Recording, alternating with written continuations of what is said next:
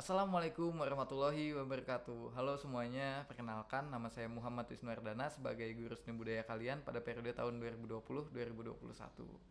Sebelumnya saya pengen mengucapkan selamat kepada kalian karena telah melanjutkan pendidikan ke jenjang selanjutnya. Itu merupakan achievement yang keren gitu ya. Kita nggak pernah tahu loh di SMA ini kita bakal ketemu siapa. Bisa jadi kita ketemu salah seorang calon presiden gitu, atau mungkin salah seorang calon pemain bola atau musisi atau apa segala macam gitu di SMA ini. Jadi pesan saya, tolong nikmati aja prosesnya, segala prosesnya gitu di masa SMA ini. Semoga dengan kalian melanjutkan pendidikan ini bisa kalian mendapat pandangan baru untuk meneruskan langkah kalian ke jenjang yang selanjutnya, nanti nggak terlalu rumit karena kalian udah punya pandangan gitu ya. Sebelum kita mulai, saya pengen ngasih tahu ke kalian beberapa peraturan yang ada dalam mata pelajaran saya. Yang pertama itu ada eh, masalah absensi.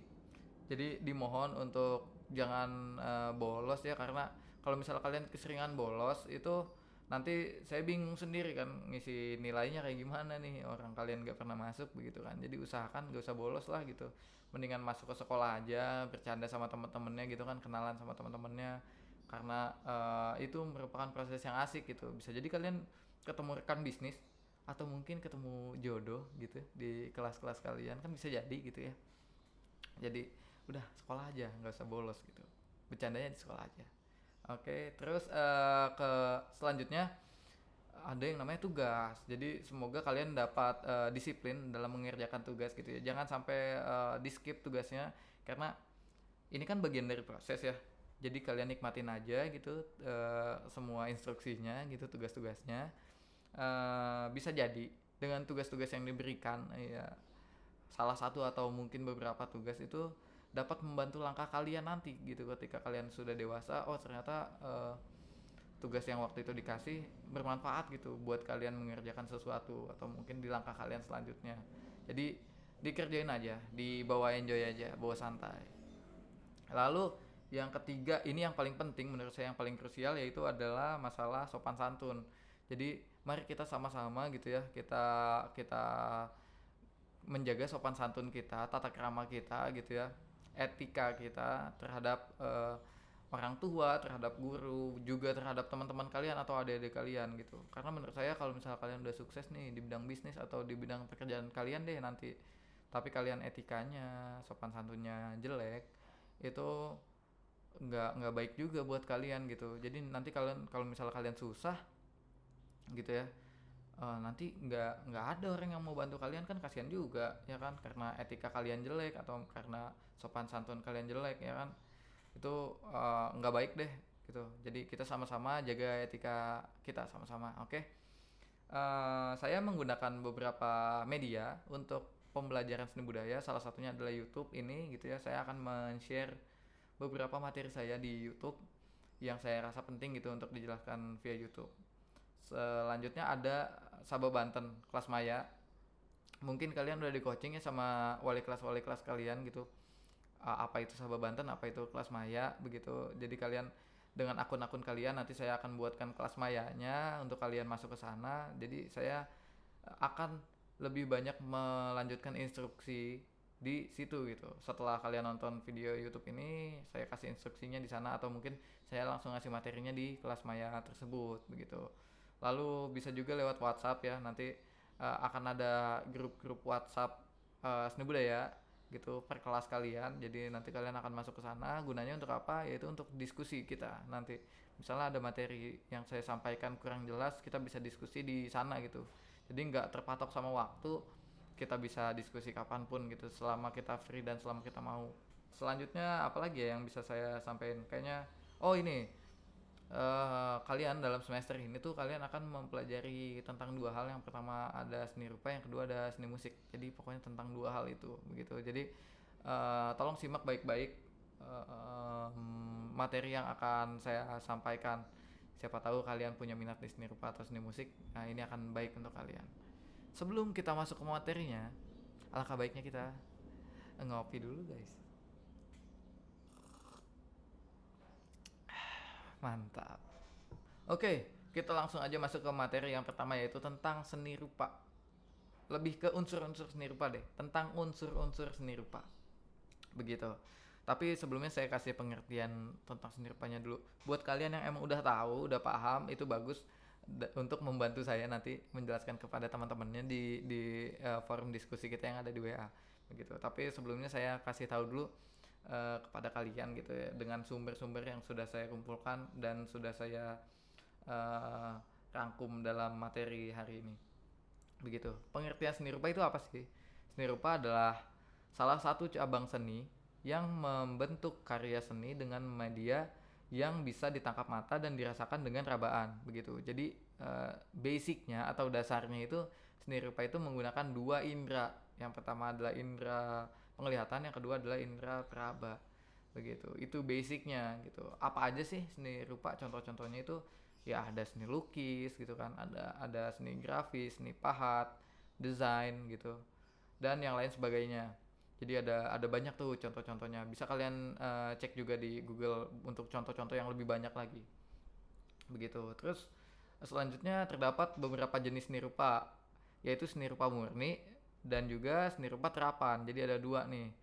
Seni rupa murni itu yang hanya menitik beratkan kepada estetika dan keindahan, sedangkan seni rupa terapan lebih menonjolkan fungsi dan kegunaannya. Jadi ada dua tuh.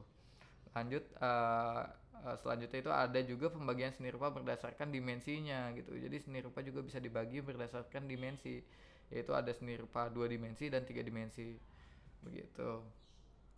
Seni rupa 2 dimensi itu biasanya gambar gitu. Kalau seni rupa 3 dimensi itu biasanya udah berbentuk gitu.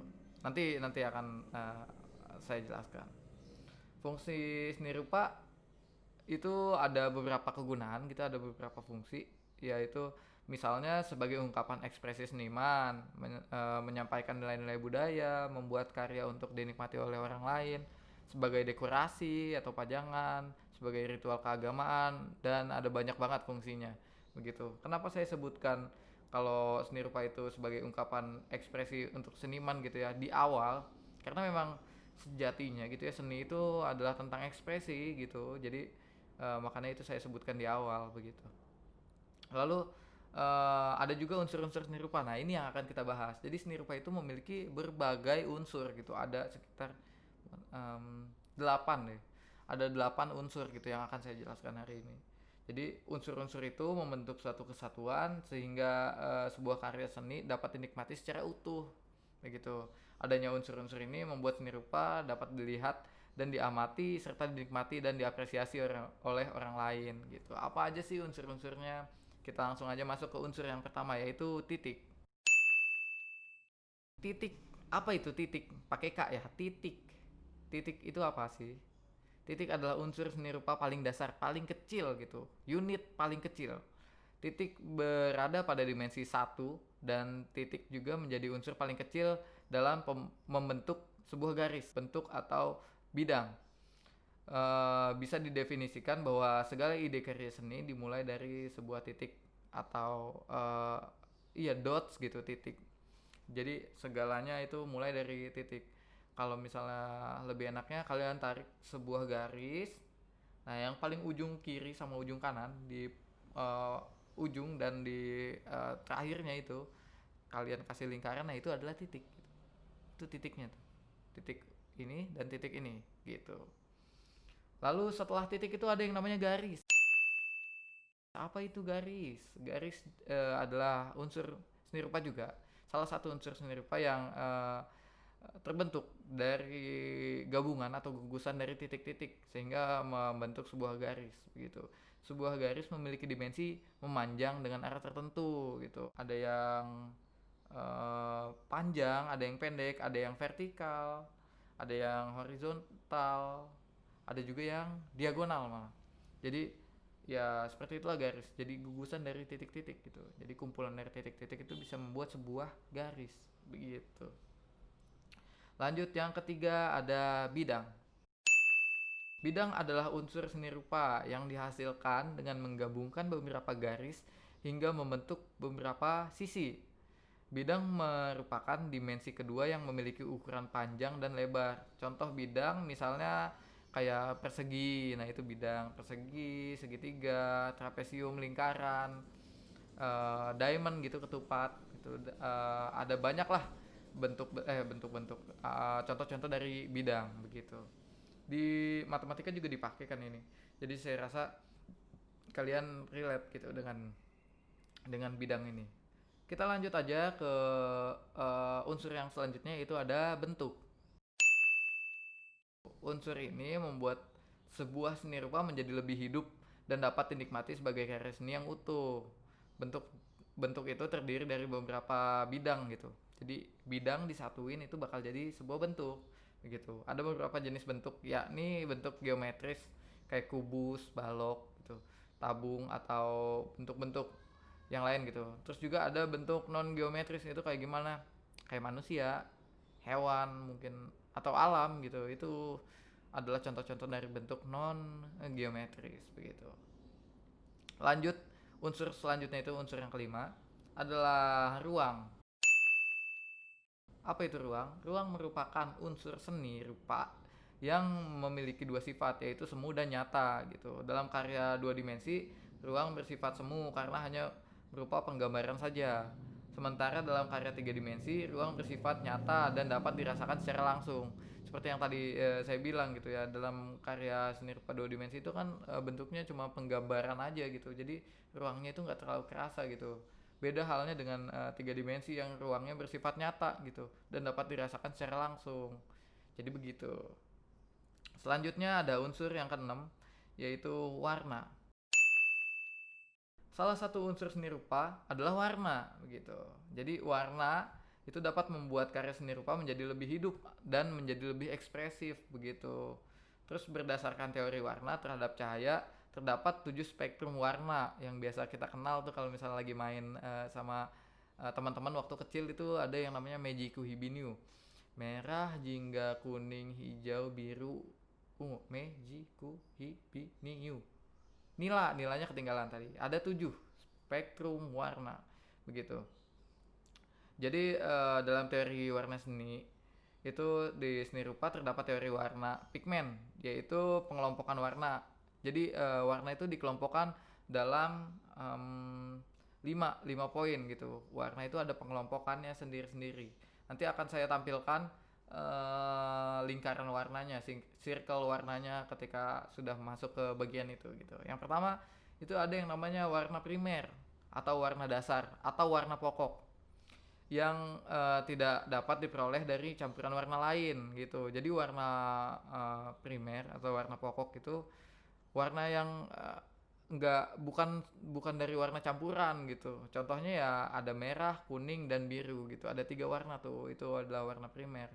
Jadi bukan warna gabungan begitu. Selanjutnya ada yang namanya warna sekunder. Nah, kalau warna sekunder ini adalah warna campuran. Campuran dari apa? Yaitu campuran dari 2 warna dasar atau warna pokok atau warna primer yang tadi gitu. Kayak contohnya itu kayak apa? Ada orange gitu kan. Orange itu penggabungan dari merah dan kuning. Terus ada ungu yaitu merah dan biru. Dan hijau ada biru dan kuning. Begitu. Jadi warna sekunder itu adalah gabungan dari warna primer gitu. Ada juga warna tersier gitu. Warna tersier ini apa? Warna yang dihasilkan dari gabungan warna sekunder. Kalau sekunder itu gabungan dari warna primer, kalau warna tersier gabungan dari warna sekunder, begitu gitu. Tapi tetap dengan takaran tertentu ya untuk mendapatkan warna-warna yang diinginkan. Begitu. Warna sekunder sama tersier tuh tetap ada takarannya gitu untuk mendapatkan warna yang kita inginkan. Begitu. Lalu ada lagi warna analogus, yaitu deretan warna yang letaknya berdampingan dalam lingkaran warna, misalnya kuning ke hijau-hijauan atau orange ke merah-merahan. Nah, saya akan tampilkan lingkarannya deh, biar kalian bisa lihat nih dia lingkarannya. Nah, ini adalah lingkarannya, kita bisa lihat sendiri.